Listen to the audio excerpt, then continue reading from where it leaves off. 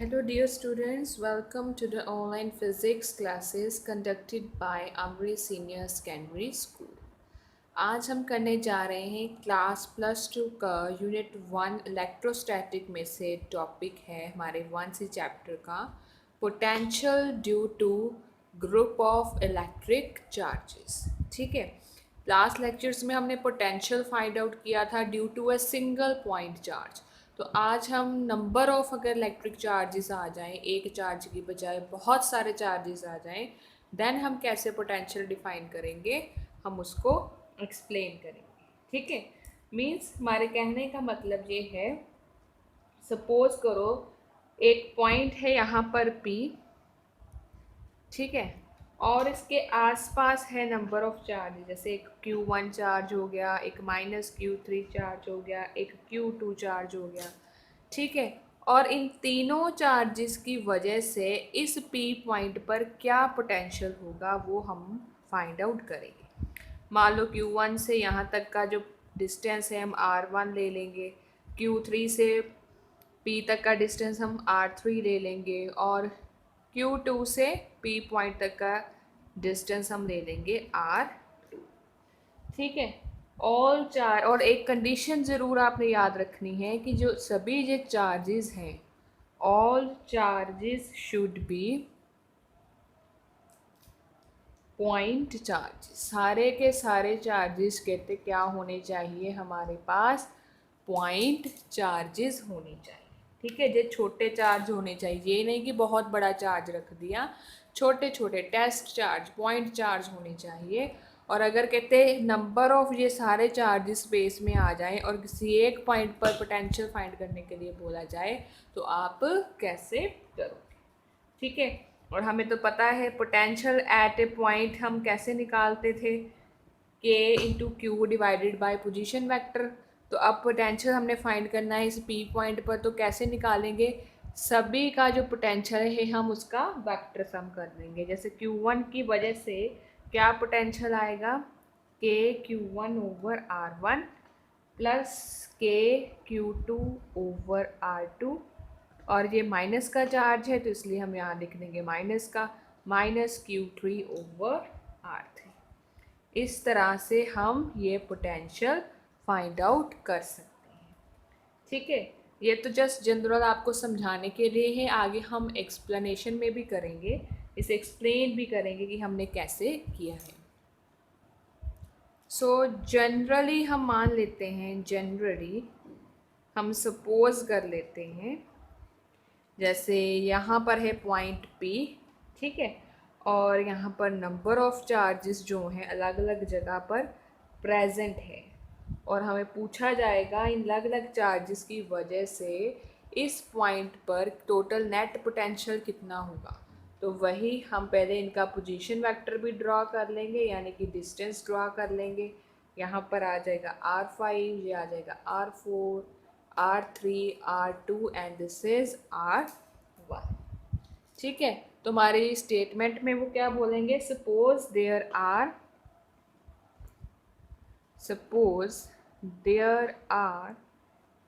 a number of point charges, बहुत सारे कहते हैं नंबर ऑफ पॉइंट चार्जेस है हमारे पास, जैसे Q1, Q2, Q3 and so on up to Qn तक।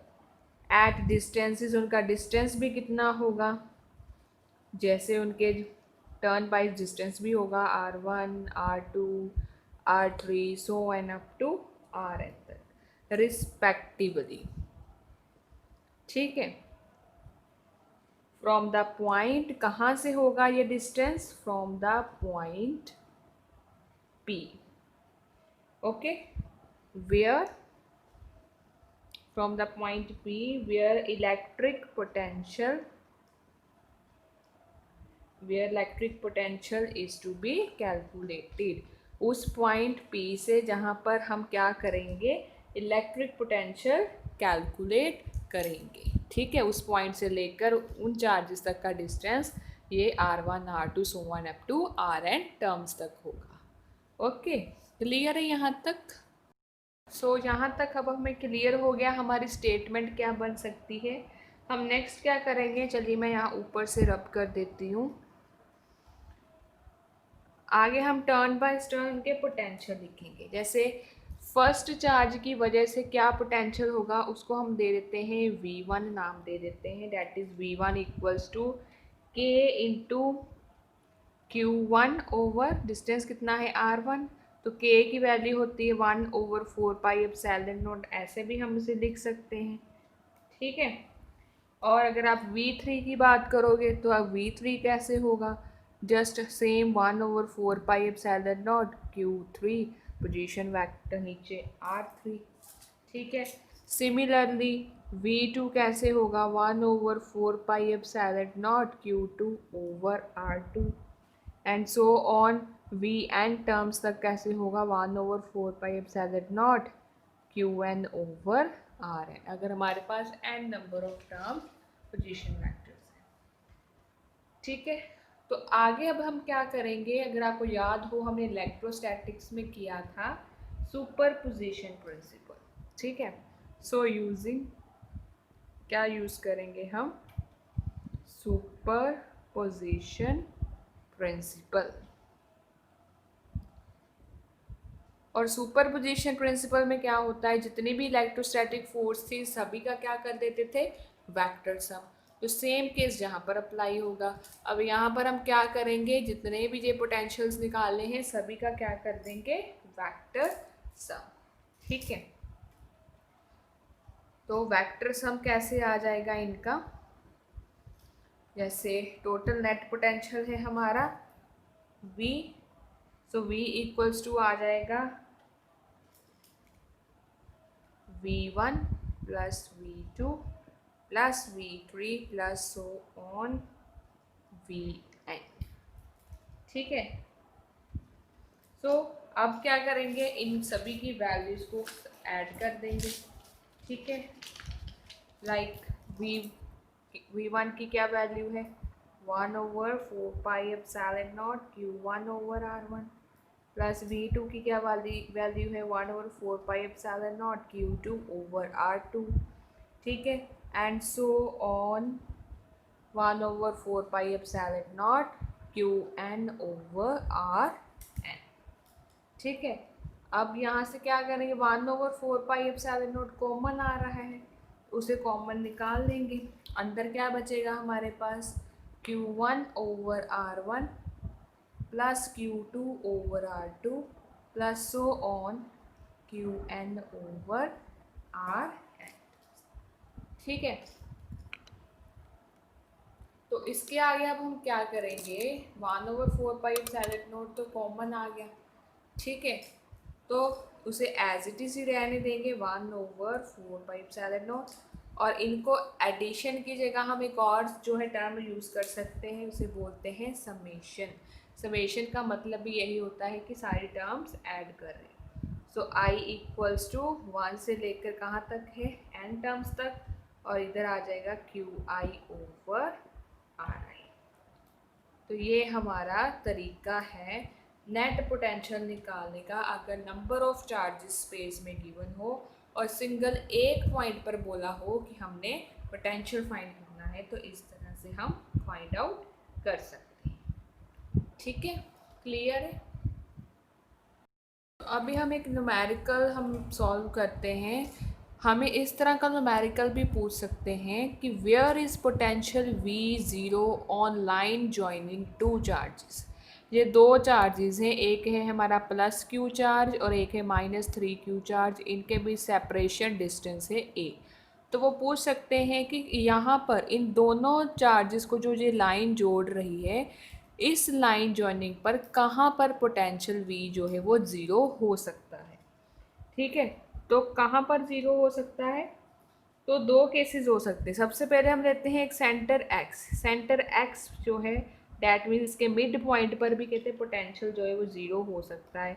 तो यहाँ से लेकर यहाँ तक का डिस्टेंस हम अगर मान ले x, तो यहाँ से लेकर यहाँ तक का डिस्टेंस क्या आ जाएगा a माइनस एक्स, ठीक है। तो पोटेंशियल क्या होगा Vx इक्वल्स टू के क्यू ओवर x ठीक है। और ऐड करेंगे इस वाले को, और ये माइनस का है, प्लस माइनस माइनस हो जाएगा।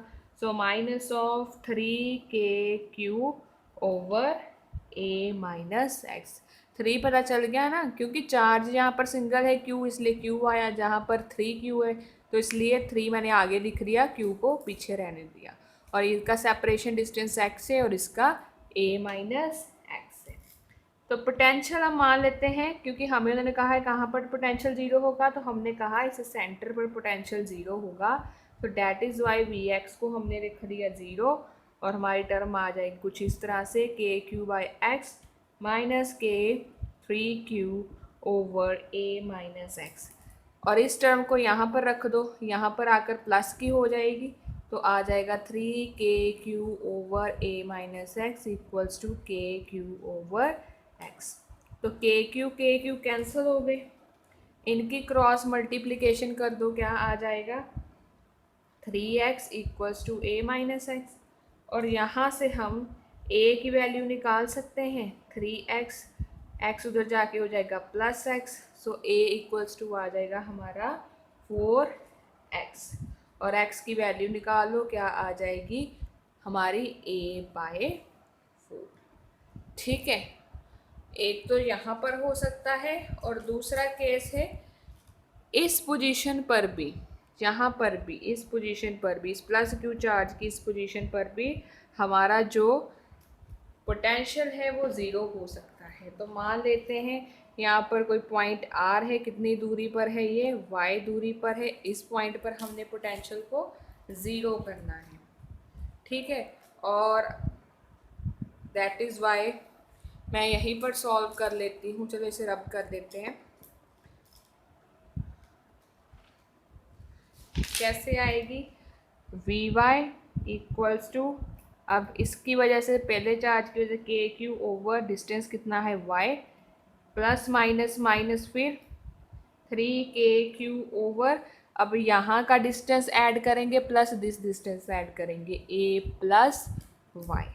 और अगेन यहाँ पर पोटेंशियल ज़ीरो माना गया है, तो Vy को ज़ीरो लिख देंगे, KQ over y minus 3KQ over A plus y। तो दोबारा इस टर्म को इधर ले आओ, 3KQ over A plus y equals to KQ over y। KQ cancel, again cross multiplication कीजिए, A प्लस वाई आ जाएगा 3y के इक्वल, वहाँ से A की वैल्यू आपकी आ जाएगी 2y, y इधर गया तो माइनस हो जाएगा।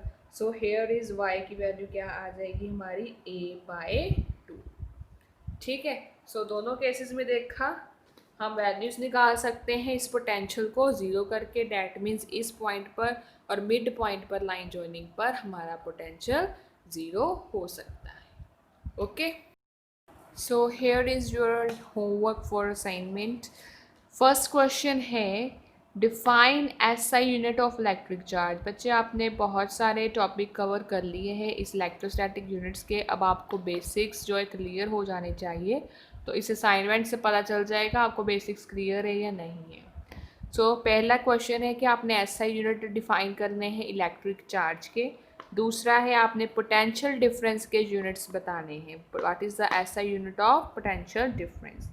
थर्ड है how many picofarad are there in farad, ये भी हमने लास्ट लेक्चर में किया था। अगर आपने यूट्यूब पे हमारा चैप्टर नंबर देखा हो तो आपको ये बड़ी आसानी से आंसर मिल सकता है। आपको मैंने निकालना बताया था कितने पिको फैरेड होते हैं फैरेड में। और फोर्थ है कोई दो डिफरेंसेस बताने हैं मास और चार्ज में, जी हमने स्टार्टिंग में लेक्चर में किया हुआ है। और define electric potential difference between two points, अगर दो पॉइंट्स के बीच इलेक्ट्रोस्टैटिक पोटेंशियल डिफरेंस क्या होता है ये आपने बताना है। सो अगर आपको नहीं पता तो सारे चैनल जो हमने अभी चैनल तक जितनी भी वीडियोस डाली हुई हैं उसे ध्यान से देखिएगा, तो आपको बड़े इजी से आसानी से क्वेश्चंस के आंसर मिल जाएंगे। Okay students, thank you.